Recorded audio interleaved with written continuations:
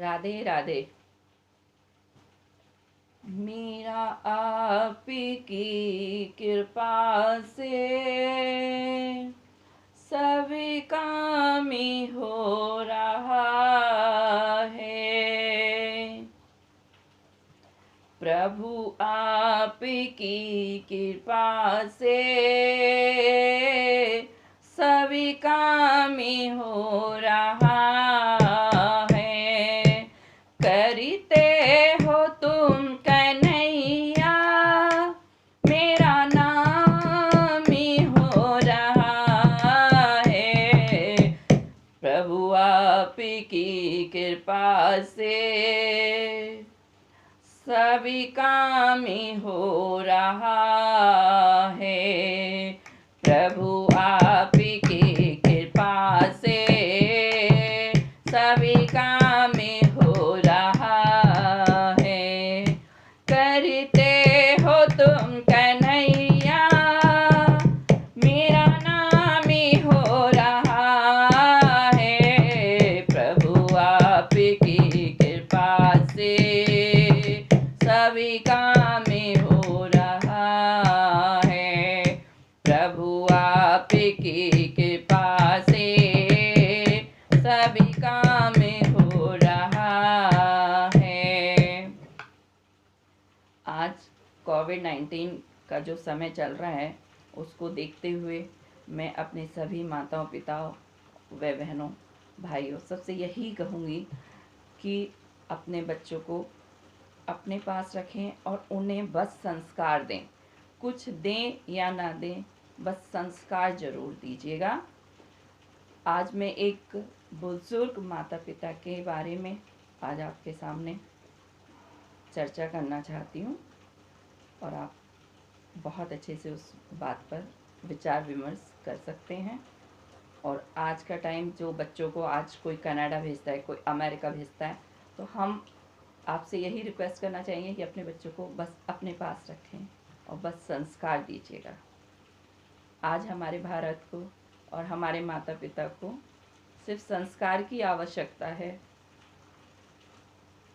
और मैं आपको बताना चाहती हूँ। एक माता पिता, बुजुर्ग माता पिता, उनके 2 बच्चे, 2 संतान थे। एक टीचर थी, माताजी टीचर, और जो उनके पिता वो उन्होंने काफ़ी बड़ा अपना खुद का बिजनेस संभाल रखा था, कोचिंग में थे, अपना खुद का कोचिंग था। अब उन दोनों ने आपस में यह विचार विमर्श किया कि हम अपने दोनों संतान को बहुत अच्छी एजुकेशन देंगे, जिससे कि उस एजुकेशन को देने पर हमारे बच्चे, एक को कनाडा शिफ्ट करना है और एक को अमेरिका शिफ्ट करना है। आपस में चर्चा करके उन्होंने ये डिसाइड कर ही लिया। अब बच्चे की एक की अमेरिका जॉब लग गई, एक की कनाडा जॉब लग जाती है। पेरेंट्स यानी कि माता जी का रिटायरमेंट का टाइम आ जाता है, माता जी रिटायरमेंट हो जाता है।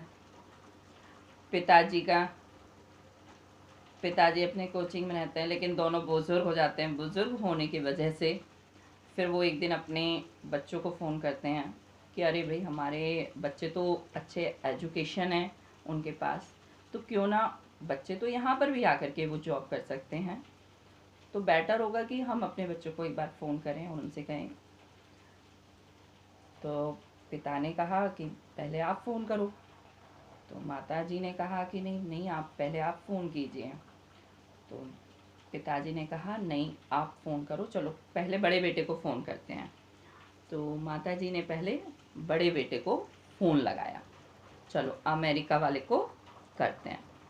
तो पहले तो जैसे ही फ़ोन किया, माँ बोली, पहले आपस में चर्चा होने के बाद जैसे ही फ़ोन किया बड़े बेटे को, अरे, माँ ने कहा, बेटा कैसे हो? प्रणाम माँ, मैं बहुत अच्छा हूँ। अच्छा, जुग जुग जियो बेटे, तू खुश रहे बेटा।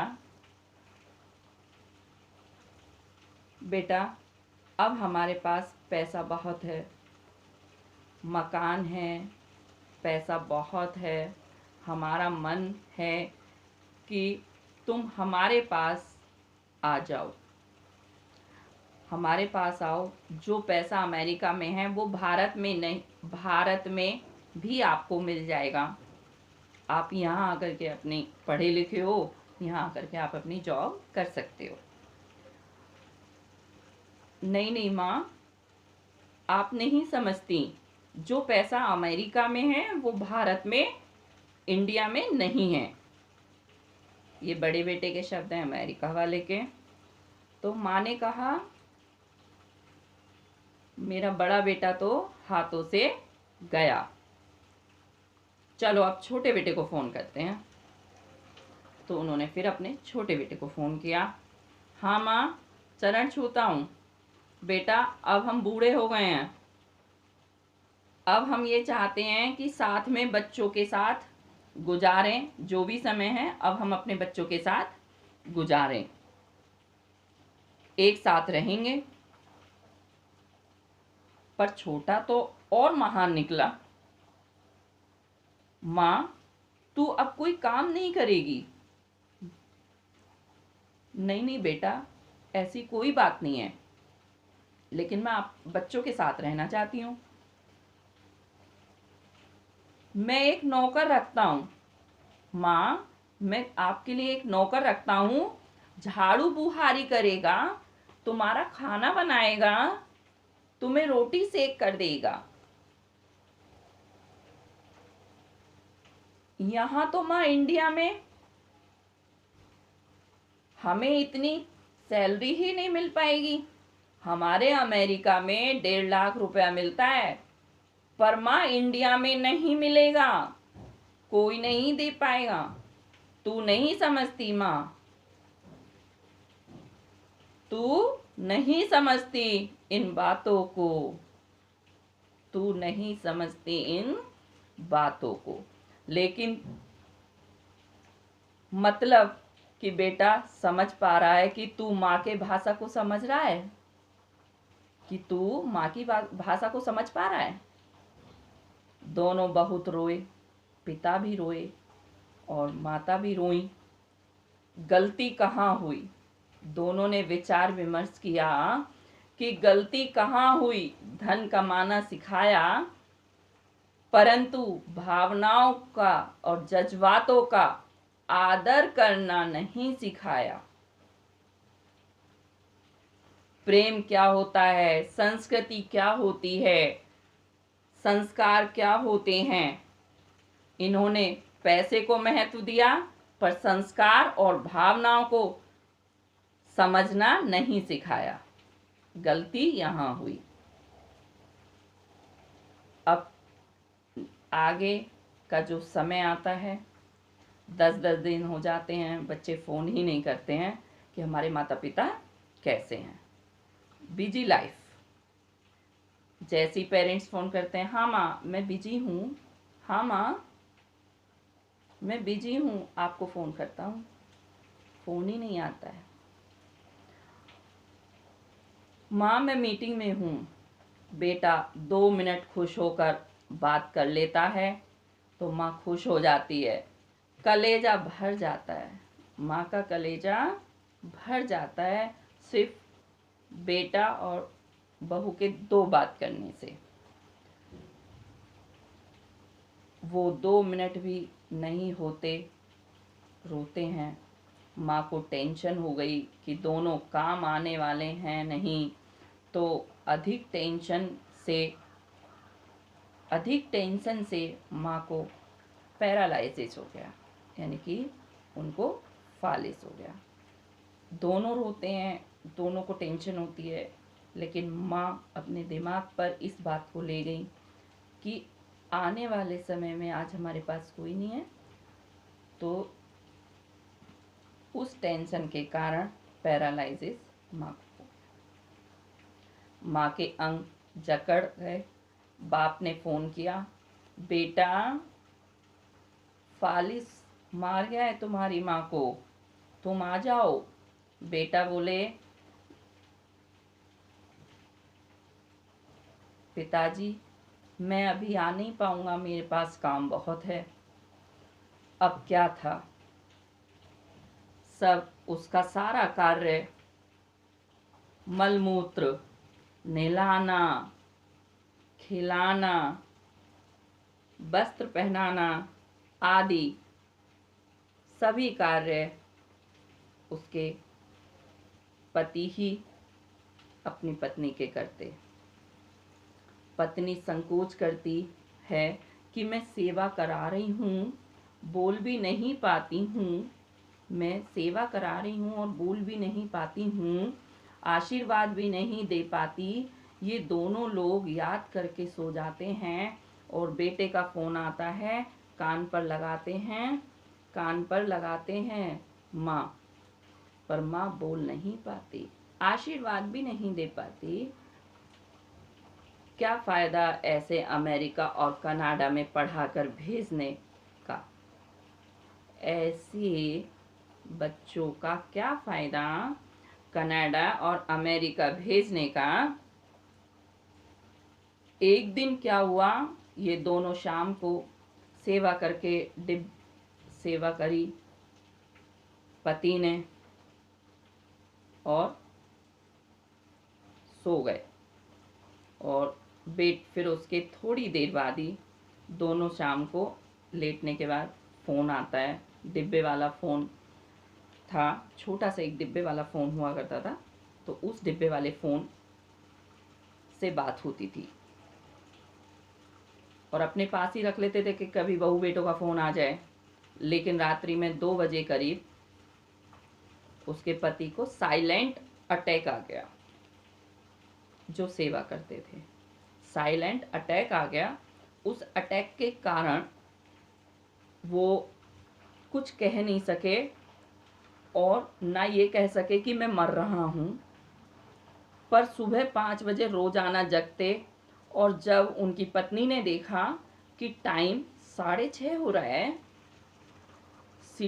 यहाँ तो बहुत हलचल हो जाती थी, 6:30 बज गए, सिटी में कोई आता भी नहीं है एक दूसरे के यहाँ, ये खड़े क्यों नहीं हो रहे हैं, क्या बात है? बोल सकती नहीं, कुछ कह सकती नहीं। तब बूढ़ी माँ ने सोचा कुछ अनर्थ जरूर हुआ है, कुछ अनर्थ जरूर हुआ है। बिस्तर थोड़ी उठी तो गिर गई। जैसी बिस्तर से उठी तो अपने बिस्तर से नीचे गिर गई। खिचड़ते खिचड़ते लुढ़कती हुई पति के पास पहुंची और हाथ काम नहीं कर रहे थे, तो उन्होंने दांतों का सहारा लेकर के उस चादर को खिसकाया, उस चादर को हटाया, देखा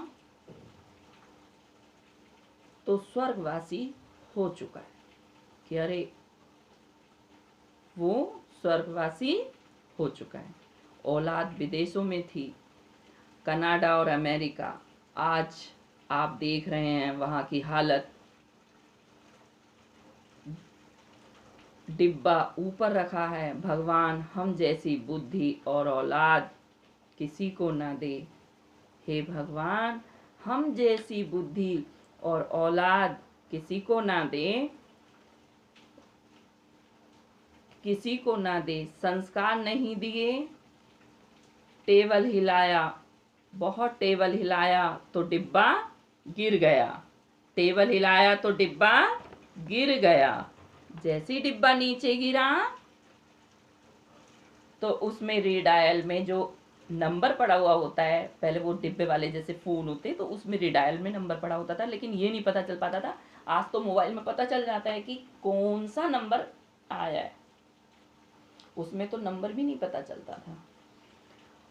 तो जैसे ही रिडायल किया, उसमें पड़ोसी का नंबर पड़ा हुआ था, तो पड़ोसी को वो नंबर डायल हो गया, तो पड़ोसी का नंबर लग गया। बोल सकती नहीं थी, लेकिन पड़ोसी को कुछ शक हुआ कि आज पड़ोसी के घर में कोई हलचल नहीं हो रही है, आखिर क्या कारण है। 1:30 बज चुका है, पड़ोसी ने गेट बजाना शुरू किया, खोलने वाला कोई नहीं था। गेट अंदर से खोले कौन? जो खोल सकते थे आज वो स्वर्गवासी हो चुके हैं। और बुजुर्ग माँ तो गेट तक पहुंच ही नहीं सकती थी, क्योंकि वो पैरालाइज थी, उनको फालिस मार चुका था। अब दोनों अंदर थे। फिर आसपास में चर्चा की गई, एक दूसरे को बताया गया, फिर एक दूसरे से कहा, फिर आपस में सबने मिलकर के उस गेट को खोला, तोड़ा। जब गेट तोड़ा, खोला तो देखा कि पति दम तोड़ चुका है और पत्नी भी दम तोड़ रही है। जैसे गेट खोला तो उसी समय पत्नी ने भी दम आस पर दम तोड़ दिया, क्योंकि उसकी आस और उम्मीद खत्म हो चुकी थी। बस मैं आग्रह करती हूँ कि माताएं पिता अपने बच्चों को अपने से दूर ना करें। धन, संस्कार व दूसरों की भावनाओं का मजाक उड़ाता है। आज आप स्थिति देख रहे हैं कि अमेरिका की, कनाडा की, कल माता पिता के साथ हुआ और वहाँ का हाहाकार आज उनके लिए, माता पिता के लिए या उनकी दुआओं के लिए आज आप हाहाकार देख रहे हैं अमेरिका, कनाडा में। और वहाँ का हाहाकार आज प्रमाणित हो चुका है इस बात का कि स्वर्ग माता पिता में है और बच्चों को चाहिए संस्कार। स्वर्ग सिर्फ माता पिता में है और बच्चों को संस्कार ही सबसे बड़ी एजुकेशन है। अगर देनी है एजुकेशन तो संस्कार की दीजिए। संस्कार है तो एजुकेशन है, और संस्कार नहीं है तो एजुकेशन नष्ट है, व्यर्थ है। फ़ोन किया, उसके बाद अपने अड़ोसी पड़ोसियों ने फ़ोन किया कि तुम्हारे माता पिता अब नहीं रहे, प्रणाम। कि नहीं बेटा, अब प्रणाम मत करिए, तुम्हारे माता पिता अब नहीं रहे। तुम आने लायक हो तो आ जाइए, और अगर व्यस्त हो तो मत आइए,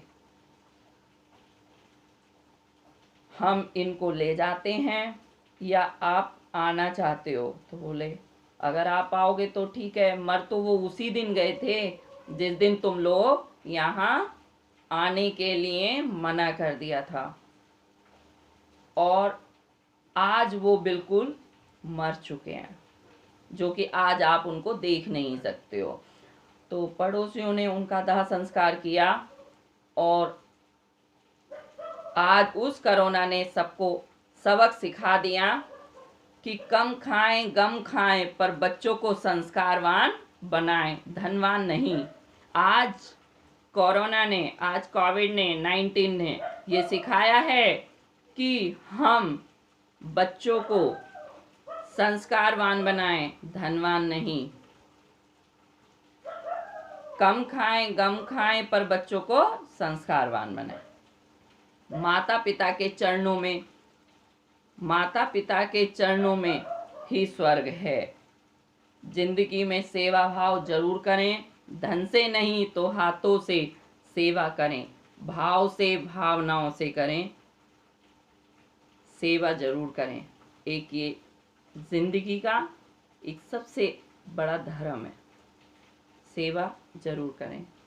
स्वर्ग है तो जहान है, और जान है तो जहान है। अपने अपने माता पिता को प्रणाम और धन्यवाद देती हूँ। जिन माताओं ने और जिन पिता ने अपने बच्चों को संस्कार दिए हैं, मैं उनका कोटि से धन्यवाद देती हूँ और उनको चरण स्पर्श करती हूँ।